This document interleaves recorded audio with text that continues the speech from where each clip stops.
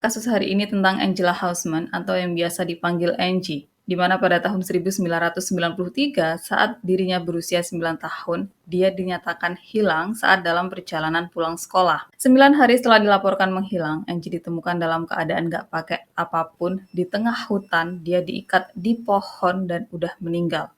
Dan kasus Angie ini dihubungkan dengan beberapa kasus lainnya karena di sekitar area tempat tinggal Angie dari sebelum dan sesudah kasusnya Angie, banyak anak-anak yang mengalami hal seperti Angie. Beberapa dari mereka ditemukan dalam keadaan yang udah nggak bernafas, sementara beberapa lagi masih hidup. Tapi mirisnya untuk mereka yang hidup, mereka ditemukan dalam keadaan yang mereka dijadikan budak seks oleh pelaku. Dan nanti aku akan membahas tentang anak-anak ini yang kasusnya sempat dihubungkan dengan kasusnya Angie, tapi aku nggak akan ngebahas secara detail. Aku cuma akan ngebahas tentang poin-poinnya aja. Karena ini adalah video tentang Angie, jadi aku akan lebih fokus ke kasusnya Angie.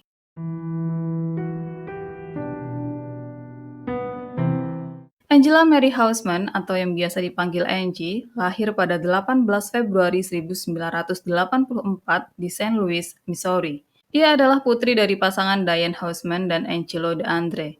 Sedihnya saat Angie masih ada dalam kandungan, orang tuanya berpisah. Dan saat lahir bahkan sampai kejadian ini terjadi, dirinya nggak pernah mengenal ayah kandungnya. Waktu Angie berusia sekitar 1 tahun, ibunya memulai hubungan dengan seorang pria bernama Ronald Bond, atau yang biasa dipanggil Ron, dan mereka akhirnya menikah. Yang selama waktu ini, Ron memperlakukan Angie kayak anaknya sendiri. Pada tahun 1993, Angie berusia 9 tahun, Diane 29 tahun, Ron 34 tahun, dan putra pertama Diane bersama Ron, yaitu Ron Junior, berusia 2 tahun. Dan selama waktu itu mereka tinggal di Saint Anne. Pada tahun 1993, Angie ada di tahun keempatnya sebagai siswa di Buder Elementary School. Dan pada saat itu dia dikenal sebagai siswa yang sangat ceria dan menyenangkan. Untuk pulang pergi sekolah, Angie naik bus sekolah. Tapi bus sekolah ini nggak berhenti di depan rumah Angie. Bus sekolah tersebut berhenti di halte bus yang dekat dengan rumah Angie. Dan jarak antara halte bus tersebut dengan rumah Angie cuma sekitar 4-5 menit jalan kaki. Atau untuk gambaran lebih jelasnya, halte bus tersebut dengan rumah Angie dipisah oleh 8 rumah. Beberapa anak tetangga bersekolah di sekolah yang sama, jadi kadang Angie bakalan bareng sama mereka pas pergi atau balik dari halte bus. Dan karena pada saat itu rumahnya adalah yang paling ujung, setelah dia melewati 4 rumah pertama rame-rame sama teman-temannya ini, dia bakalan melewati 4 rumah sisanya dengan jalan kaki sendirian. Dan sebelum-sebelumnya nggak pernah ada sesuatu yang aneh dari situ. Lingkungan tempat mereka adalah lingkungan yang dikenal aman, apalagi para tetangga, mereka nih kayak saling mengawasi anak-anak ini tiap jam pulang sekolah, apakah anak-anak ini pulang dengan selamat, apakah anak-anak tersebut masuk ke dalam rumah mereka masing-masing dengan selamat. Dan karena semua hal itu, Ron sama Diane ngerasa kalau nggak ada yang perlu dikhawatirkan dengan Angie yang pulang pergi sekolah sendirian tanpa didampingi oleh mereka.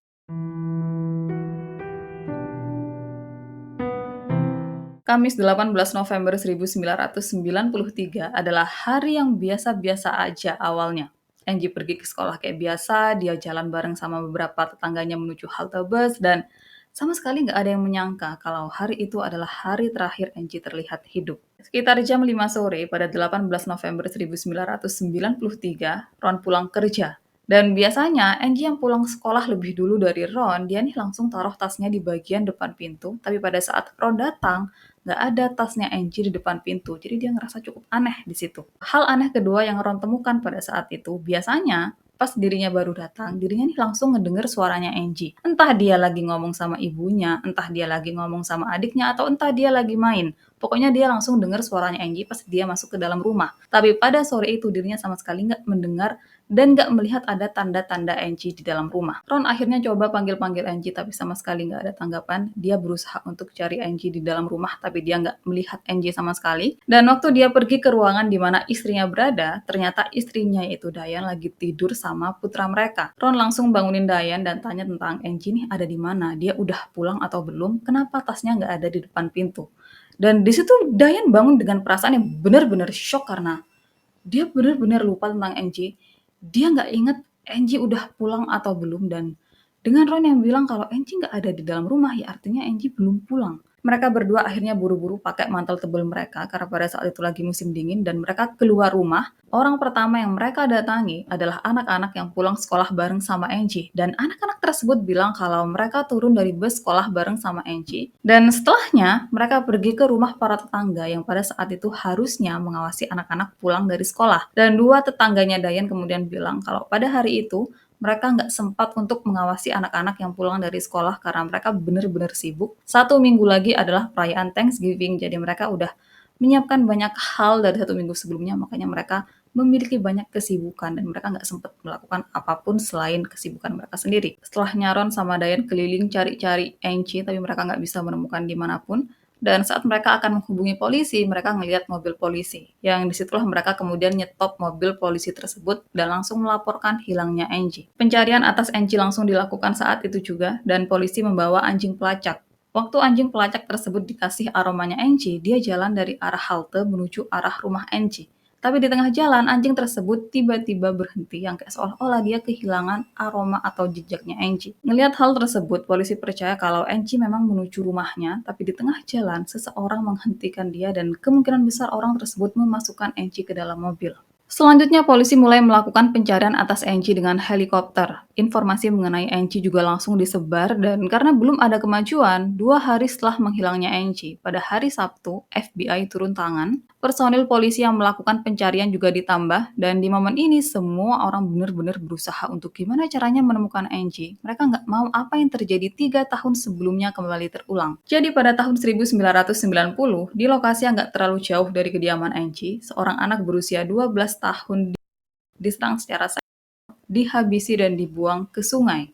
Kasus itu sama sekali nggak ada hubungannya dengan kasus Angie karena si pelaku di kasus 1990 udah ditangkap dan dipenjara. Tapi kasus tersebut cukup bikin semua polisi yang ada di lingkungan tempat tinggal Angie trauma. Mereka nggak mau apa yang terjadi 3 tahun lalu kembali terulang.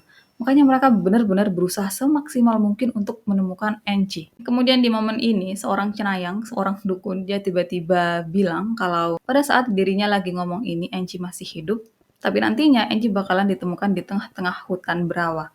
Dan polisi nggak mau menanggapi serius omongan cenayang ini. Mereka kayak cuma dengerin tapi nggak mau menyelidiki lokasi yang cenayang tersebut tunjukkan. Hari Seninnya, tim yang hanya menangani kasus kematian berat akhirnya ikut campur untuk menangani kasusnya Angie. Karena mereka merasa kalau kasus menghilangnya seorang anak juga adalah kasus besar yang harus diprioritaskan. Dan keputusan kelompok atau tim ini adalah yang pertama kalinya sejak 1967, di mana pada saat itu mereka juga menangani kasus anak di bawah umur.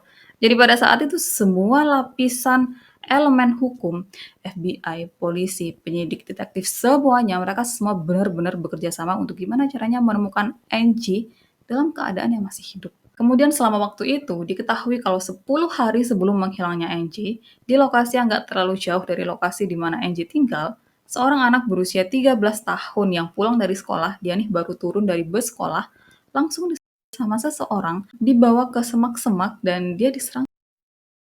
Yang beruntungnya anak ini berhasil melarikan diri saat akan dibawa masuk ke dalam mobil. Dan anak ini kemudian menginformasikan mengenai sketsa wajah si pelaku. Tapi meskipun sketsa ini udah disebar, orang ini nggak pernah tertangkap.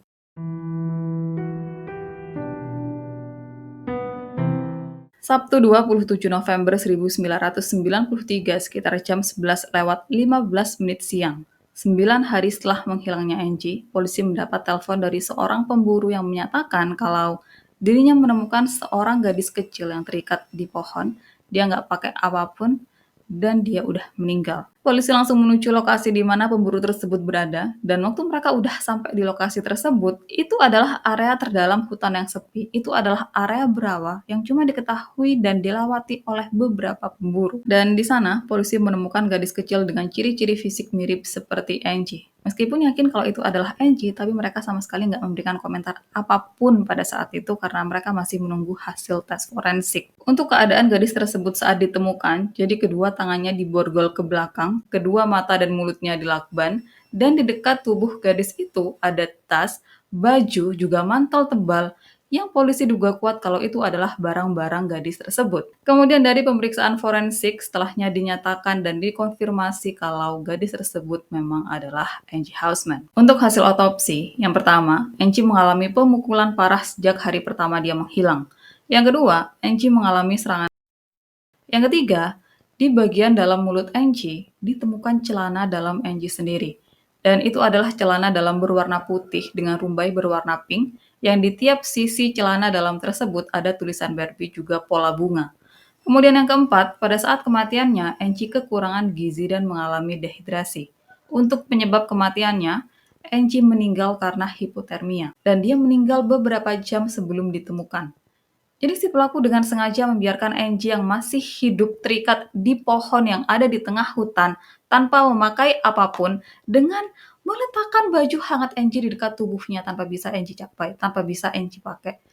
Kenapa dia harus sekejam itu coba? Dan suhu pada malam sebelum Angie ditemukan adalah 0 derajat, jadi bisa dibayangin kayak gimana dinginnya dan Angie dibiarin di situ tanpa memakai apapun sama si pelaku.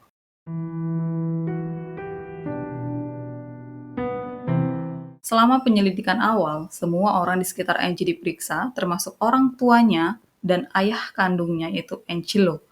Untuk Angelo, dia menyatakan kalau dirinya memang nggak deket sama Angie, dirinya bahkan nggak mengenal Angie secara langsung, tapi dirinya menyayangi Angie. Angelo bilang kalau saat kelahiran Angie, dirinya nih datang, dirinya beberapa kali menggendong Angie, tapi makin Angie beranjak dewasa, beranjak besar, dia mulai menjauh. Dan meskipun dirinya menjauh dari Angie, tapi bukan berarti dirinya nggak memantau tumbuh kembang Angie, karena dia memperhatikan Angie dari jauh. Yang salah satu contohnya, dia mengendarai mobilnya di sekitar area tempat tinggal Angie untuk melihat Angie, yang kadang-kadang Angie main di depan rumah. Dan Angelo bilang kalau sejak awal kasus ini, dari hari pertama Angie diculik sampai akhirnya dia ditemukan dalam keadaan meninggal, Angelo selalu nangis, dia selalu kepikiran, dia benar-benar menyesal, sedih, dan marah dengan apa yang terjadi. Kemudian untuk hasil pemeriksaan TKP, jadi kan pada saat itu forensik mengambil semua hal yang ada di tubuh Angie, juga apa yang ada di sekitar tubuhnya untuk diperiksa, untuk dicari apakah ada DNA pelaku di situ. Dan satu-satunya DNA yang berhasil didapat pada saat itu berasal dari lakban. Yang di salah satu lakban itu tuh ada sidik jarinya pelaku. Sementara di buku dan tas nggak ada apapun, kemudian di borgol, karena borgol tersebut dilumuri sama darah, jadi sidik jari yang ada di situ tertutup oleh darah dan nggak terlihat. Sementara untuk celana dalam Angie, pada saat itu nggak dilakukan pemeriksaan karena tes forensik atau pemeriksaan DNA pada saat itu belum secanggih sekarang.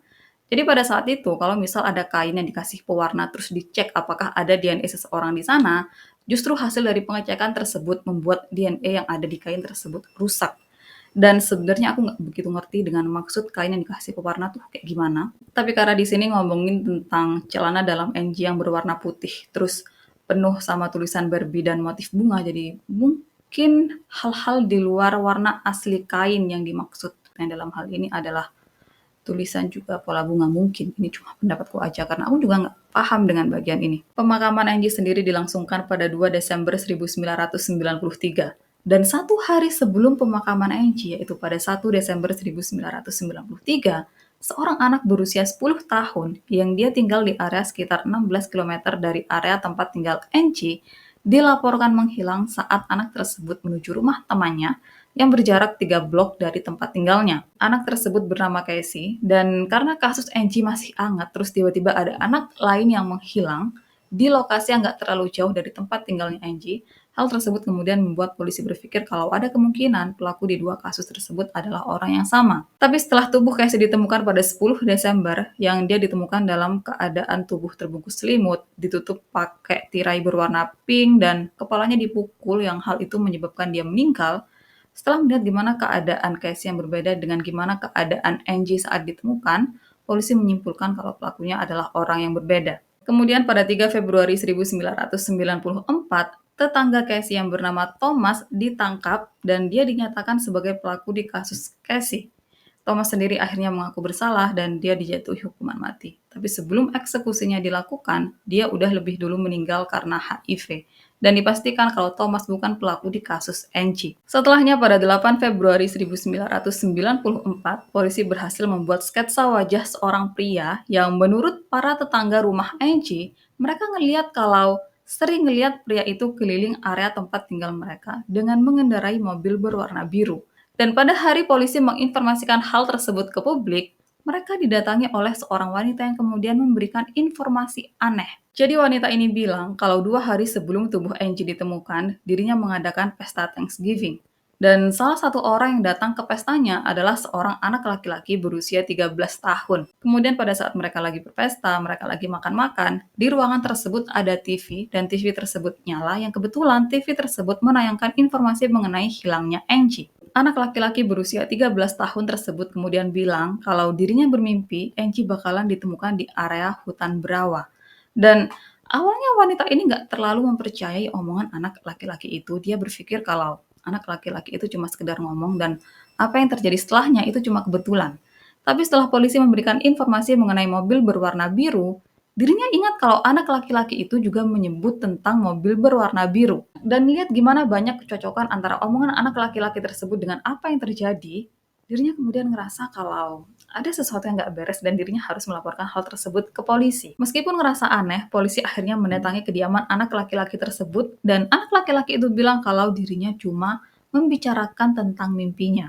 Polisi akhirnya membawa anak tersebut ke hutan di mana tubuh Angie ditemukan dan anak laki-laki tersebut diminta untuk menunjukkan pohon di mana Angie ditemukan. Anak laki-laki tersebut kemudian berjalan menuju arah di mana tubuh Angie ditemukan, tapi dia menunjuk pohon yang salah. Tapi meskipun dia menunjuk pohon yang salah, pohon tersebut, pohon yang anak laki-laki tersebut tunjukkan, itu tuh deket dengan pohon di mana tubuh Angie ditemukan. Ngerasa agak aneh, polisi akhirnya mengambil sidik jari anak tersebut untuk dicocokkan dengan sidik jari yang mereka temukan di lakban yang tertempel di wajahnya Angie dan hasilnya nggak cocok. Waktu ibu dari anak tersebut memberikan keterangan, ibunya nih bilang kalau anaknya emang suka bermimpi sesuatu yang aneh dan dia selalu menceritakan mimpinya ke orang-orang. Dan karena nggak menemukan sesuatu yang benar-benar memastikan kalau anak tersebut terlibat, juga kayak terlalu aneh untuk percaya sama anak tersebut yang bilang kalau dia cuma ngomongin tentang mimpinya, polisi akhirnya melepaskan anak tersebut. Kemudian selama pertengahan tahun 90-an sampai awal 2000-an,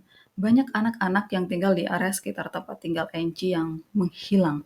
Beberapa anak tersebut ditemukan dalam keadaan meninggal, sementara beberapa lagi ditemukan dalam keadaan hidup. Dan mereka yang ditemukan dalam keadaan hidup, itu tuh kondisinya benar-benar menyedihkan karena mereka dijadikan budak bungsu oleh orang yang membawa mereka, yang menyekap mereka. Dan awalnya polisi sempat berpikir kalau pelaku di kasus-kasus tersebut adalah orang yang juga melakukan hal itu ke Angie, tapi setelah dilakukan pemeriksaan, orang-orang yang melakukan hal tersebut ke anak-anak setelah kasusnya Angie adalah orang yang berbeda, bukan orang yang melakukan hal itu ke Angie.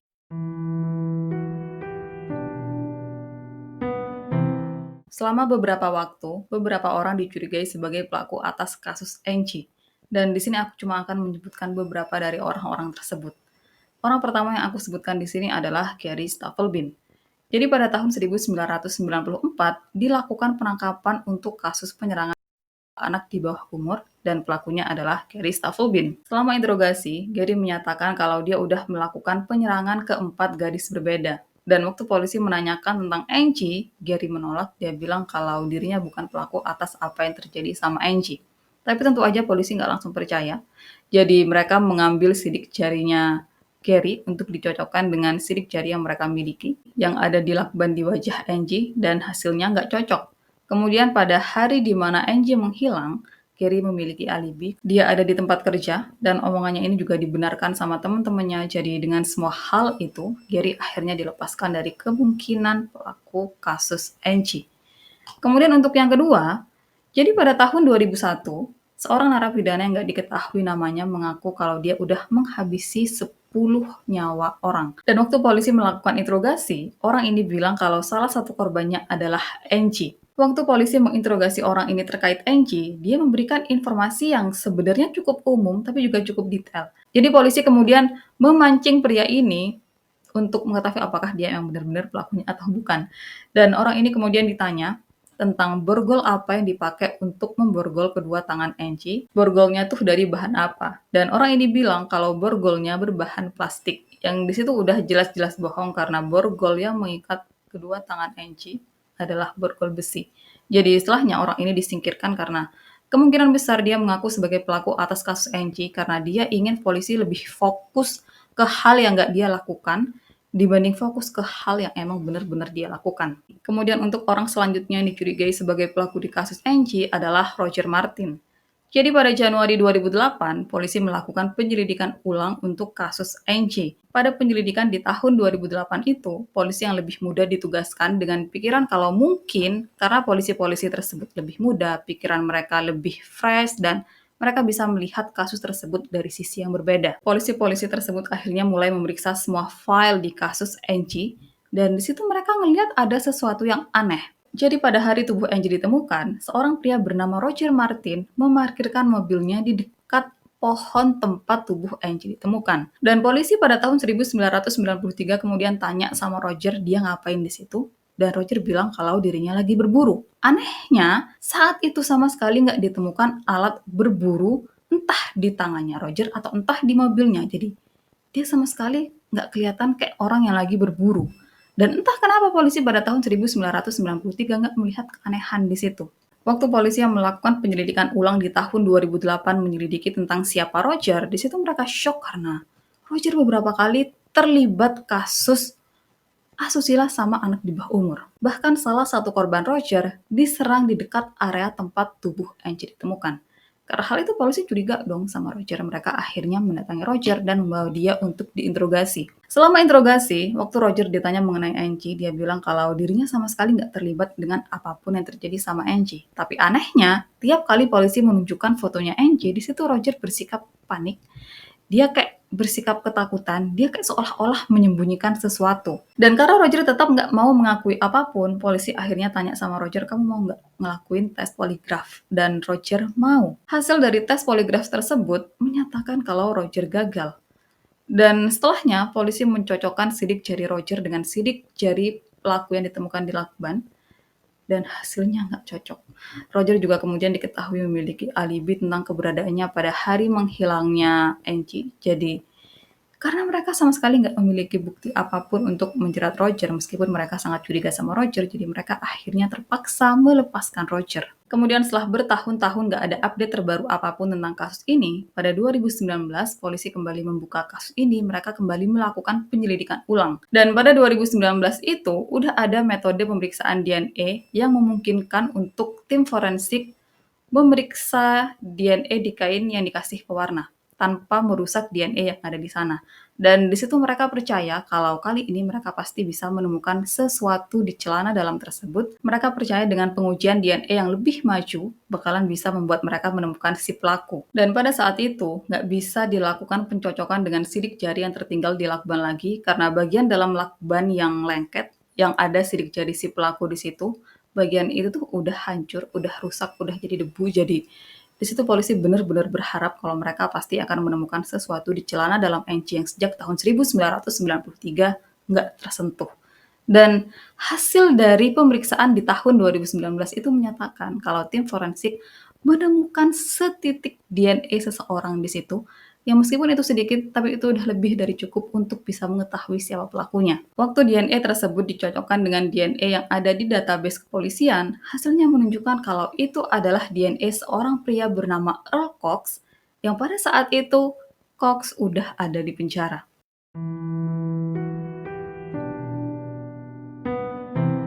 Earl Cox lahir pada 17 Juli 1957 di Saint Louis dari pasangan Louis dan Earl Cox Senior. Earl Cox Senior meninggal waktu Cox berusia 12 tahun dan setelahnya dia hidup sama ibu juga saudaranya. Setelah lulus SMA pada 1975, Cox langsung gabung dengan Angkatan Udara dan penugasan pertamanya adalah chairman. Yang selama di sana, Cox juga melakukan pekerjaan sampingan sebagai babysitter. 1980, 4 bayi yang diasuh oleh Cox dilaporkan mengalami serangan dan penyerangnya adalah Cox. Untuk selanjutnya, Cox menjalani persidangan militer, yang pada 1982 dia dinyatakan bersalah atas perilaku tidak senonoh juga penyerangan yang melibatkan anak perempuan berusia 16 tahun. Karena hal ini, Cox dicopot dari jabatannya, dia dipecat secara tidak hormat, dan dia dikembalikan ke Amerika untuk menjalani masa tahanan selama 8 tahun di sana. Tapi meskipun diputus kalau dia harus dipenjara selama 8 tahun, Faktanya, Cox hanya dipenjara selama 3 tahun karena setelahnya dia mendapat pembebasan bersyarat. Dan sejak 1988 sampai 1989, Cox beberapa kali dilaporkan untuk kasus penyerangan ke anak-anak di bawah umur.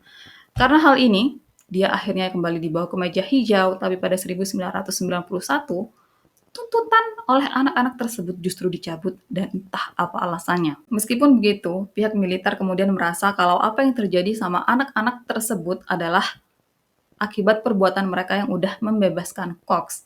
Makanya setelahnya mereka kembali menahan Cox, tapi mereka hanya memenjarakan Cox selama 1 tahun. 1992 Cox bebas, dan setelahnya sesekali dia bakalan tinggal sama ibu juga saudara perempuannya yang tinggal di area dekat tempat tinggalnya Angie.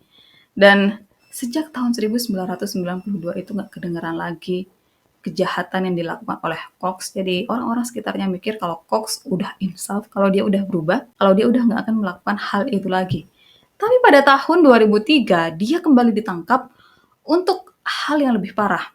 Jadi pada tahun 2003, FBI sedang menyelidiki kasus. Dan pada saat itu, untuk mengetahui apakah orang-orang yang mereka curigai memang adalah pelaku atau bukan, FBI dengan sengaja menyamar sebagai anak di bawah umur dan menghubungi orang-orang yang mereka curigai itu lewat internet. Cox adalah salah satu orang yang FBI hubungi dan FBI menyamar sebagai anak berusia 14 tahun. Yang setelah mereka beberapa kali berkomunikasi secara intens, Cox menawarkan FBI yang menyamar dengan bilang kalau kamu mau nggak untuk ketemuan sama aku dan setelahnya kamu jadi. Dan FBI tentu aja menanggapi hal itu dengan positif. Mereka langsung bilang iya. Ya disitulah Cox kemudian mentransfer sejumlah besar uang dengan maksud untuk anak tersebut membeli tiket bus dan dia kemudian bilang sama anak itu untuk menuju ke sini, untuk turun di halte bus ini. Di hari yang udah ditentukan, Cox akhirnya menuju halte bus tempat dia janjian sama anak tersebut. Tapi waktu dia datang, tentu aja dia bukannya ketemu sama anak berusia 14 tahun, tapi dia ketemu sama segerombolan FBI yang udah nunggu dirinya dengan senjata lengkap. Dan saat itu juga Cox langsung dibawa untuk diinterogasi. Selama Cox diinterogasi, penyidik akhirnya datang ke rumah Cox untuk memeriksa apapun yang ada di sana.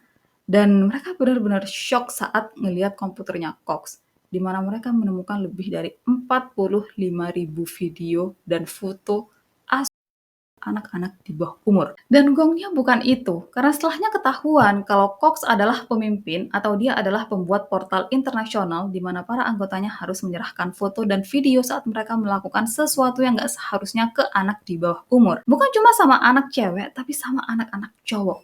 Bahkan salah satu anggotanya, dia harus menyerahkan foto saat dia melakukan hal itu ke anaknya sendiri. Dan kelompok ini sebenarnya udah diincar sama pemerintah UK dari akhir tahun 1990-an, tapi benar-benar sulit untuk masuk ke situs web mereka. Dan secara nggak sengaja, pihak FBI menangkap pemimpin dari situs tersebut yang adalah Cox, jadi semuanya kemudian kebongkar. Lebih dari 60 member di situs tersebut langsung ditangkap yang mereka tersebar di beberapa negara. Ada yang dari UK, Jerman, Kanada, dan penangkapan ini menjadi salah satu penangkapan terbesar untuk pelaku. Untuk kasus ini, Cox kemudian dijatuhi hukuman 10 tahun penjara. Dan pada 2011 atau 2012, pada saat itu harusnya Cox udah bebas, tapi hakim menolak kebebasan Cox. Hakim tersebut memanfaatkan celah hukum yang menyatakan kalau seorang individu nggak boleh dibebaskan kalau dia memiliki kemungkinan akan melakukan kejahatan yang sama. Apalagi hasil tes psikologi terakhir Cox menyatakan kalau setelah Cox bebas, kemungkinan besar dia akan tetap melakukan apa yang udah dia lakukan sebelumnya. Dan karena hal itu, sampai tahun 2019, Cox tetap ada di penjara meskipun harusnya dia udah bebas dari beberapa tahun sebelumnya.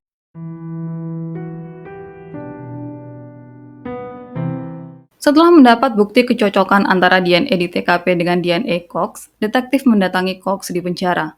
Waktu mereka membicarakan tentang kasus Angie, Cox nggak mengakui semua tuduhan-tuduhan itu dan dia juga langsung meminta pengacara. Detektif yang menangani kasus ini kemudian menemui pengacara Cox, dan mereka bilang kalau Cox mengaku mereka hanya akan menuntut Cox dengan hukuman penjara seumur hidup. Tapi kalau Cox tetap nggak mengaku dengan bukti yang mereka miliki, mereka akan menuntut Cox dengan hukuman mati. Dan tentu aja sulit untuk memenangkan kasus ini dari pihak Cox karena DNA-nya ada di celana dalam Angie, jadi setelahnya dia mengaku kalau memang dirinya adalah pelakunya. Setelahnya Cox menjelaskan tentang apa yang terjadi pada 18 November 1993.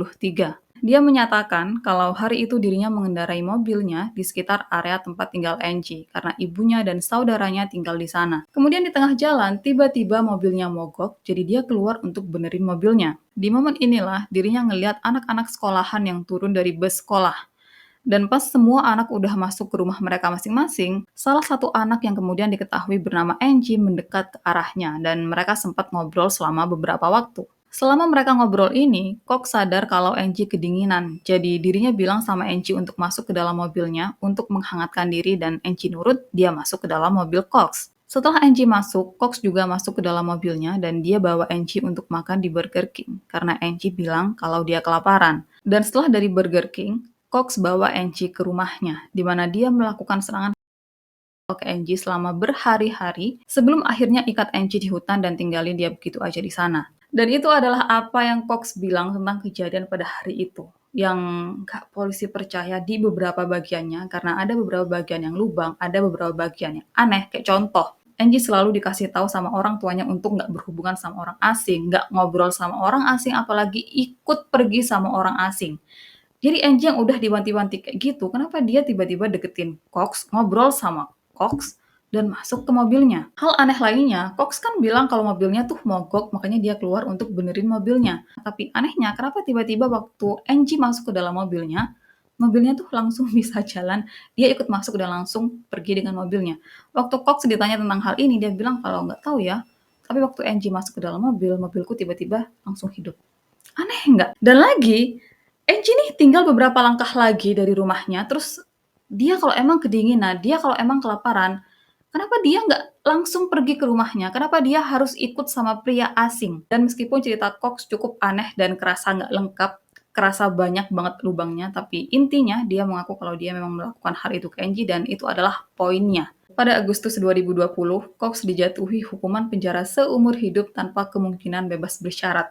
Dan meskipun udah mendapat hukuman yang menurut beberapa orang cukup berat, tapi jaksa belum cukup dengan semua itu. Kalian ingat dengan korban Cox di tahun 1988 sampai 1989 yang tiba-tiba mereka mencabut laporan mereka di tahun 1991? Nah, jaksa kemudian mendatangi para korban Cox tersebut yang mencabut laporannya dan jaksa ini berhasil meyakinkan salah satu korban untuk kembali menuntut Cox. Yang karena tuntutan tersebut, Cox dijatuhi tambahan hukuman 10 tahun penjara. Jadi dia benar-benar nggak akan pernah bebas, dia bakalan selamanya ada di penjara. Kemudian meskipun pelaku di kasus Angie udah ketahuan dan meskipun si pelaku juga udah ditahan seumur hidupnya, sedihnya adalah ibunya Angie yaitu Diane, dia meninggal 3 tahun sebelum dia mengetahui siapa pelaku yang udah melakukan hal itu ke putrinya. Diane meninggal tahun 2016 karena kanker, dan menurut suami juga anak-anak Diane bersama Ron, menurut mereka, Diane nggak pernah hidup seperti sebelumnya lagi. Dia kayak cuma sekedar hidup. Dia juga menderita depresi. Dia beberapa kali mencoba untuk melukai dirinya sendiri. Dia merasa bersalah dengan apa yang terjadi sama putrinya. Dia menyesal dengan apa yang terjadi pada hari itu. Dan benar-benar menyedihkan untuk Diane. Seumur hidup dia dihantui rasa bersalah dan penasaran tentang siapa yang udah melakukan itu ke putrinya, tapi dia meninggal 3 tahun sebelum mengetahui siapa yang udah melakukan hal itu ke putrinya. Dan ini adalah akhir untuk video ini. Gimana menurut kalian tentang kasus ini?